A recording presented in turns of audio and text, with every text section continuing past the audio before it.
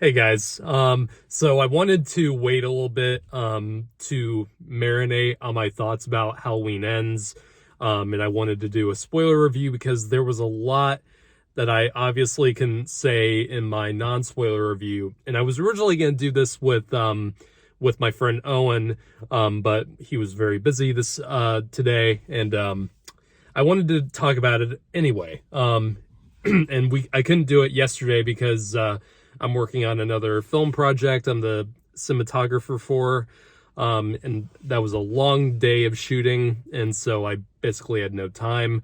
Um, so today I wanted to do a spoiler discussion and my thoughts on the various things that this movie introduced and has been widely debated about ever since it premiered. This film has, like I said in my non-spoiler review, this has been one of the most divisive movies of the year. Like the level of divide among the critics, the audiences, and the fans on this movie is insane. Because it feels like everyone has a kind of different opinion on it. This is another, like I said, this is another Last Jedi situation where it just seems like no one can agree on whether this movie is a complete failure or is something that is misunderstood. So, but I do think, unlike Halloween Kills last year, I do think that this film will have more of a cult following like Halloween 3 Season of the Witch did. And that movie's when it came out was hated across the board because it didn't have Michael Myers in it and it was a completely different story just with the Halloween name on it. And I think people didn't want that. They wanted more Michael Myers. And so this is going to be a full spoiler discussion, and this is about where I'm going to get into the spoiler stuff for Halloween Ends. So if you don't want to hear anything because you haven't seen it, you've been warned. 3, 2, 1. So this is less of a Michael Myers movie and more of a Corey Cunningham movie.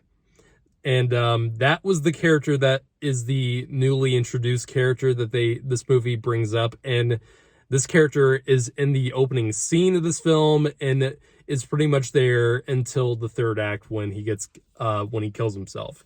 So this is the thing that everyone is hotly debating about. This is the thing that is driving people nuts about this movie. And because, yeah, like I said, Michael Myers is barely in this movie compared to how much he was in the last two movies. And it really does focus mostly on this Corey character, because he is a younger guy who falls for Allison Strode, who's Laurie's granddaughter, and Laurie and Allison are living together after Karen Strode died in the last movie at the hand of Michael Myers, and so they're living together, and we get introduced to this Corey character in the opening scene of this film, where he's babysitting this kid, and they have a pretty good casual Halloween time watching John Carpenter's The Thing, which I thought was pretty funny. And the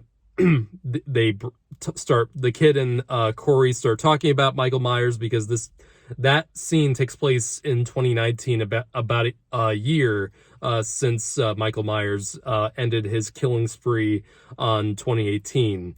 And that was right after the massacre that took place at the end of Kills, where he killed the mob and killed Karen. And so Michael Myers has disappeared for 4 years at this point, between Kills and Ends. And this scene in the opening has this kid, and this is the thing that this kind of confused me.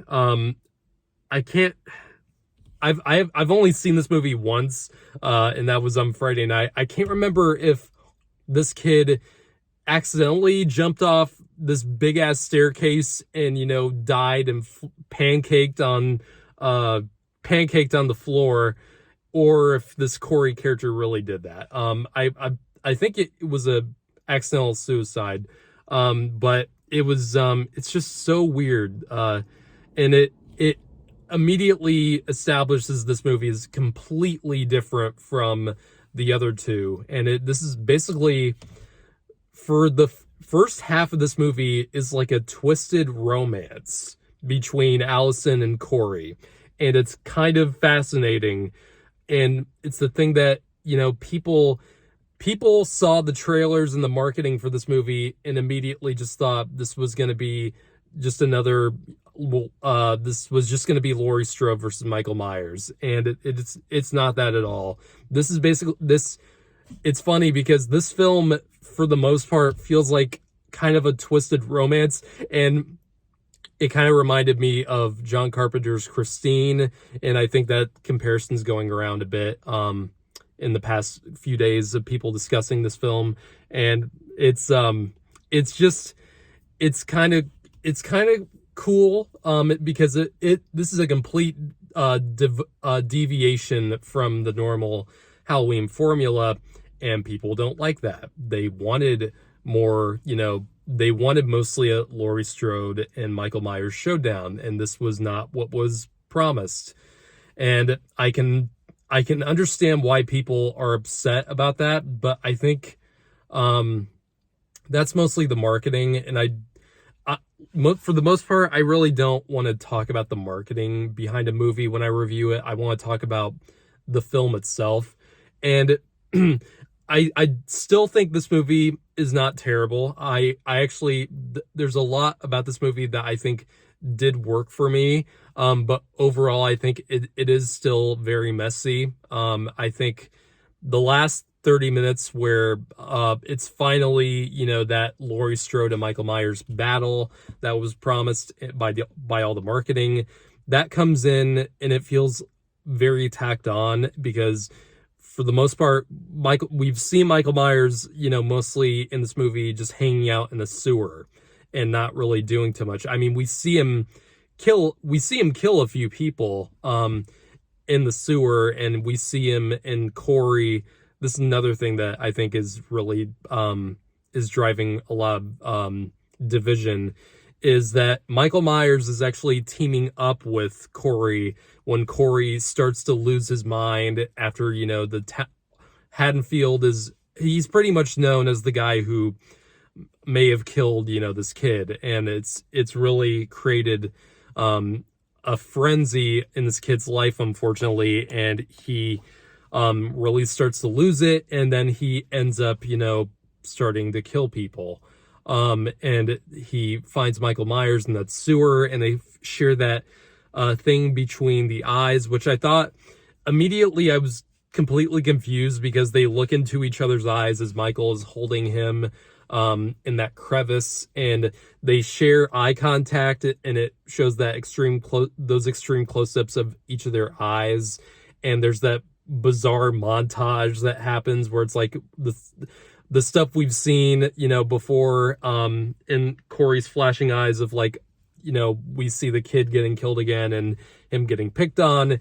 And I think it is actually kind of fascinating, because it is that kind of thing where it's like they both seem to share the same eyes, the devil's eyes, that common phrase with the series by Dr. Loomis in the original, where it's, the devil's eyes, the blackest eyes, that sort of thing.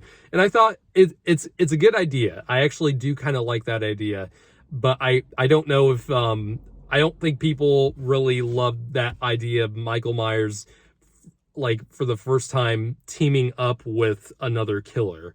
Usually, pretty much in the past movies, we've only seen him acting alone and not with anyone else. And I think that is really, that is driving a big discussion. And I don't think it quite works with this movie, but I do like that idea. And I hope when they of course do another one in the coming years, I would like to see that idea kind of explored a little bit more, just in a different way. And I actually do think the Corey character in this movie, despite, being a completely odd thing to see after you've seen all the trailers and you're really not expecting anything like that, the character itself, I think, is actually a pretty, a pretty well developed character for the most part. Like we see him, in his like normal life. We see how much he has been, how much he's mistreated by the different people of Haddonfield, by the mother of this kid that he probably killed. And we see these bullies, which was kind of stupid. Like this guy's like in his like early 20s and these are like high school kids. That's kind of dumb, but it's I'm not saying that doesn't happen in real life, but it was a little odd. And we do see this kid slowly, becoming, that kind of we see him start to lose his mind and turn into this monster like Michael is, and even takes his mask at the end. And Michael, at first, because I guess he's been in the sewer for like 4 years, which is kind of crazy and kind of odd. But when Michael first kills someone in this movie, he's very weak. Probably, after getting the shit knocked out of him at the end of Kills by that mob.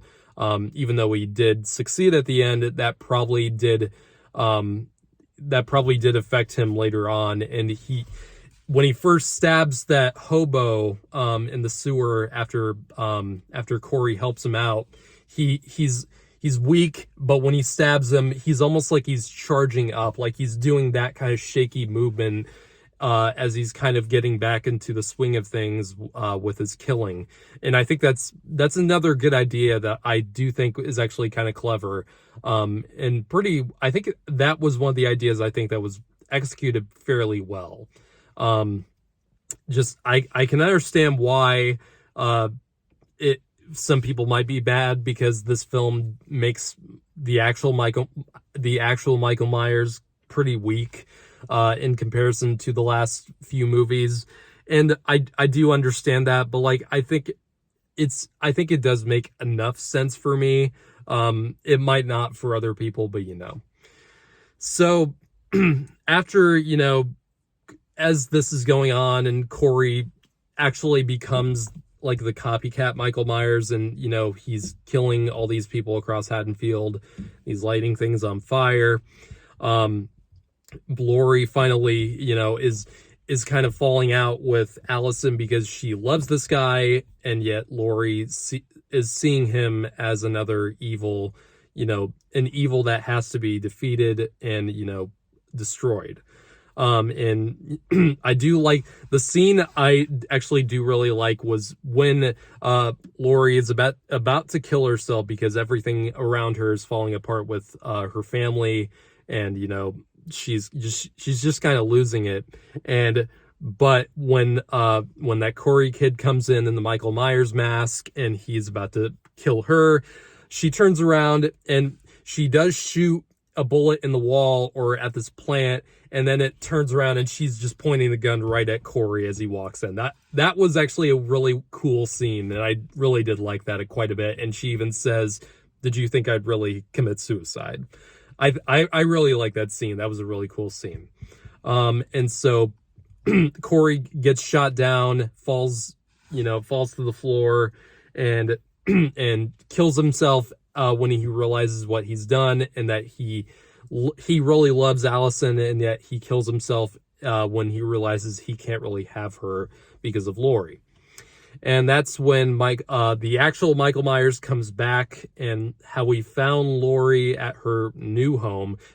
She's not in the same home that she was in the 2018 one. She's in a normal house this time instead of in the middle of the woods, which didn't really make much sense. And he gets the mask back, and this is officially the start of the climax of the film. Very short climax. Like this fight, even though the fight itself is not badly done, I think it does come out of nowhere, it seems. And it like I said, it does feel tacked on, and it feels a little too easy this time.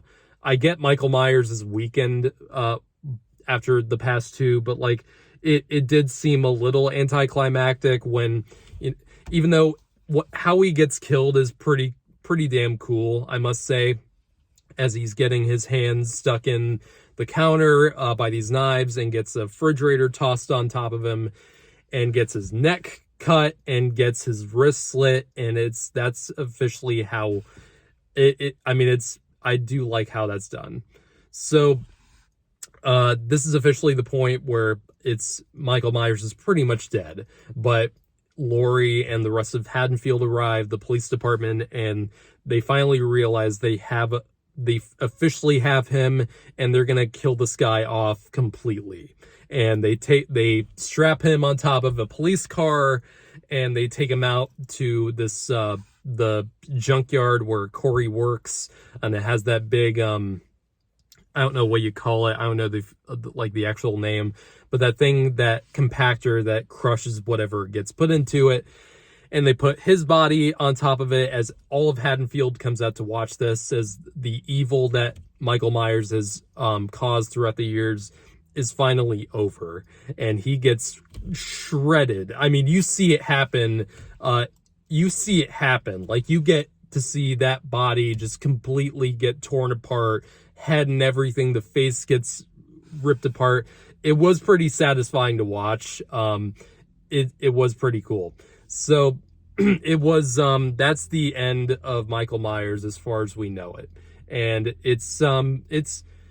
that's the point where it's like audiences had to wait to see this throughout this 2-hour movie, and that was kind of all we got.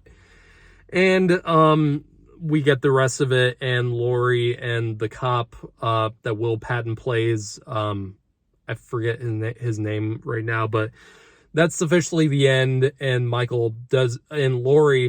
does keep the mask, and it's a pretty happy ending, and Laurie does survive, which I thought that she was gonna die by the end of this, and that was how Michael was gonna die. And like the doctor in the 2018 one says, I thought the way that Michael Myers was gonna die was she was gonna die as well, and that did catch me by surprise a bit. So that's Halloween Ends. Definitely one of the most, probably this might go down in history as the most divisive film in this franchise. I do think though that over the years, I think people might calm down a bit, after they realize what this movie actually is instead of what people thought it was going to be. There might be, I think there's going to be a decent amount of fans that will come to like this movie more. And I think this movie is about like below average. I don't think this movie is overall that well executed, but I do see the merit in this film, unlike some of the really big detractors of it. I think it's an ambitious film. It does it does a lot of things that people weren't expecting to see, and I do think that's that's brave to do with a big franchise movie like this. I just think a lot of it could have been done better. And overall, as a conclusion of this Laurie Strode and Michael Myers storyline, it definitely left a lot to be desired. But I don't think it's the horrible mess that some people think it is, like a lot of people think it is. So take that way you will. My opinion hasn't really changed on the movie since my non-spoiler review. I think, I don't know. I'll have to give it another watch to see if my opinion will change. I don't think it really will after I've marinated on it for a few days. But yeah, so that's my spoiler discussion on Halloween Ends. Tell me what you guys thought about it. What you guys thought about the whole Corey Cunningham storyline, how you think if you think it worked in this movie or not, and what do you think about how the influence of Michael Myers was shown in this movie instead of just the actual Michael Myers physically. Tell me what you thought about it. I'm really curious, and I think this movie does warrant a pretty long discussion about it.